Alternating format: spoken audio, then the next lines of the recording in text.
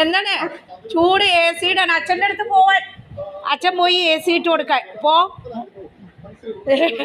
തുള്ളിക്കൊണ്ട് പോകുന്ന പോക്കോ.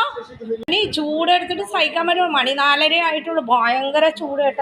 എന്ത് പറ്റി പൊന്ന? അച്ഛൻ കൂടെ കിടക്കണം. അപ്പൊ അച്ഛൻ കിടന്നാലേ എ സി ഇടുള്ളൂ. അതാണ് അവൻ ബുദ്ധിരാക്ഷസൻ. ഒച്ച വെച്ചത് വേണ്ട. ഇപ്പൊ ഡെയിലി ഇങ്ങനെ ഒച്ച വെച്ച് കാര്യം സാധിക്കുന്ന കേട്ടാ. ഒച്ച വെച്ചിട്ട് അച്ഛ ഇട്ട് കൊടുത്ത് ഒച്ച വെച്ചിട്ട് കാര്യം സാധിക്കണം മോൻ. ഇന്നലെ എന്നെ ഇതുപോലെ ഒച്ച വെച്ച് കാര്യം സാധിക്കുന്ന കണ്ടോ? ഇപ്പൊ കണ്ടോ? സ്വസ്ഥമായിട്ട് കിടക്കണം. ഈ ടി വി വെച്ചിരിക്കുക എ സി ഇട്ട്.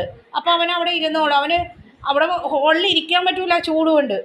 അയാളുടെ കിടന്നോ. ഒച്ച വെച്ച് കാര്യം സാധിക്കണ പൊന്നെ.